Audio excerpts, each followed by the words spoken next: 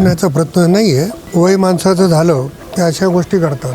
त्यांना खरं तर तुम्ही प्रश्न विचारायला पाहिजेत होता की तुम्हाला लोकसभेत कोणी पराभूत केलं, मग त्यांच्या लक्षात आलं असतं. कदाचित त्यांचा स्वभाव ते त्याच्यामुळं ते कदाचित विसरले असतील आणि त्यांनी विसरले तरी जनता विसरत नाही ना. त्यांनी आल्यामुळं माझा पराभव झाला हे मला मान्य आहे आणि त्यांना पाडून जिंकलो त्याच्यामुळे प्रताप पाटलाला ते चांगलं ओळखतात. उलट मी जर म्हणलं की अशोक चव्हाण कोण आहे चालेल का? कारण माझ्या एकदा मागच्या निवडणुकीत अशोक शंकरराव चव्हाण उमेदवार होते त्यांच्या विरोधात, त्याच्यामुळं मी ते बोलले म्हणून मी असं काही बोलण्याचा प्रश्न नाही म्हणून. आपल्या अशोकराव चव्हाणांना त्यांच्याच खंड्या समर्थकांना आरोप केला आहे की त्यांनी उमेदवारी देण्यासाठी 50-50 लाख रुपये घेतले. ते नवीन काही नाही आहे असं मला वाटते त्यांच्यासाठी, आणि ते आदर्शवादी नेते आहेत. ण्याचा प्रश्न नाही आहे. वय माणसाचं झालं की अशा गोष्टी करतात. त्यांना खरं तर तुम्ही प्रश्न विचारायला पाहिजेत होता की तुम्हाला लोकसभेत कोणी पराभूत केलं, मग त्यांच्या लक्षात आलं असतं. कदाचित त्यांचा स्वभाव ते त्याच्यामुळं ते कदाचित विसरले असतील आणि त्यांनी विसरले तरी जनता विसरत नाही ना. त्यांनी आल्यामुळं माझा पराभव झाला हे मला मान्य आहे आणि त्यांना पाडून जिंकलो त्याच्यामुळं प्रताप पाटलाला ते चांगलं ओळखतात. तर अशा पद्धतीने वक्तव्य करण्यामागे काय तर वैफल्यग्रस्त असले कारण वैफल्यग्रस्त असू शकतील, वयाचा असू शकेल, किंवा आपण म्हणतो साठीची बुड्डी नाती तसं असू शकते. आणि ते जर स्वतःला जबाबदार समजत असतील तर त्यांनी असं बेताल वक्तव्य करू नये.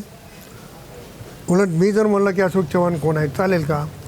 कारण माझ्या एकदा मागच्या निवडणुकीत अशोक शंकरराव चव्हाण उमेदवार होतेच त्यांच्या विरोधात, त्याच्यामुळं मी ते बोलले म्हणून मी असं काही बोलण्याचा प्रश्न नाही म्हणून. आपल्या अशोकराव चव्हाणांना त्यांच्याच खंड्या समर्थकांना आरोप केला आहे की त्यांनी उमेदवारी देण्यासाठी 50-50 लाख रुपये घेतले. ते नवीन काही नाही आहे असं मला वाटते त्यांच्यासाठी, आणि ते आदर्शवादी नेते आहेत आणि पूर्ण आदेश महाराष्ट्राला माहिती आहे. आदरणीय नरेंद्र मोदी साहेबांनी सांगितलं, देवेंद्र फडणवीस साहेबांनी सांगितलं, सगळ्या महाराष्ट्रानं बघितलं, त्याच्यात आम्ही काय बोलणार आहे. त्यांच्याच जे रहिवास आहे त्यांच्याच बाजूच्या प्रभाग जो 7 आहे त्यामध्ये भाजपाचा एक सुद्धा उमेदवार त्यांना देता आला नाही, कुठलाही उमेदवार तर त्याच्यावर मी अधिकचं बोलण्याची आवश्यकता नाही. मी जे आत्ता बोलतोय किंवा ऐकतोय की त्यांच्या क्लिप पण बाहेर येत आहेत की आम्हाला मुस्लिमांची गरज नाही, मुस्लिम सोडून करायचं आहे. खरं तर त्यांनी जेव्हा जन्मले तेव्हापासून मुस्लिमाच्या जीवावर राजकारण केलं आणि आज एवढा तिटकारा का आला?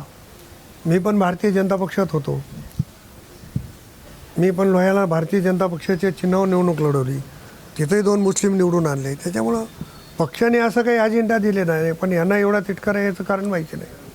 काल त्यांनी त्याच वेळेमध्ये असं सांगितलं की राष्ट्रवादीचं तुम्हाला आव्हान आहे का? त्यावेळेस त्यांनी म्हटलं की माझ्यासमोर कुणाचं आव्हान नाही असं त्यांनी. तो त्यांचा भास आहे, निवडणुकीत कळेल. जेव्हा भारतीय जनता पक्ष सपाटून मार खाईल तेव्हा त्यांची जागा त्यांना दिसेल. ते जे हवेत आहेत ना, हवा उतरायचं काम मतदार करतात. लोकसभेत ज्या पद्धतीनं त्यांची हवा उतरली त्याच पद्धतीनं महापालिकेमध्ये जनता त्यांची हवा उतरल्याशिवाय राहणार नाही. महापौर राष्ट्रवादीचा राहील का? नाही, महापौर राष्ट्रवादीचा राहील का, महापौर शिवसेनेचा राहील का, महापौर कोणाचा राहील? भारतीय जनता पक्षाचा महापौर होणार नाही. कारण त्यांचा जो जाहीरनामा तुम्ही बघितला की तो जाहीरनामा कसा आहे, त्यांनी केलेली कामं आहेत का? होय आम्ही केलं आहे, काय केलं आहे? ते जेव्हा भारतीय जनता पक्षात नव्हते तेव्हा कामं झाली ते त्यांनीच केले. त्यांनी काँग्रेसमध्ये असताना कामं केली ती भारतीय जनता पक्षाच्या नावावर. म्हणजे एकतर काँग्रेसला तुम्ही बैमान झालात हे सांगण्याची आवश्यकता नाही आहे, परंतु अशा पद्धतीची चर्चा करून आम्ही काहीतरी वेगळे आहोत हा दाखवण्याचा प्रयत्न आहे. आपण जर बघितलं तर महापालिकेमध्ये त्यांनी किती ठिकाणी उमेदवार केले, त्यांना बाकीच्या पार्ट्याचा का सहयोग घ्यावा लागला, त्यांनी इथे एक नवीन पार्टी निर्माण केली का जावं लागलं? आत्मपरीक्षण त्यांनी केलं पाहिजे.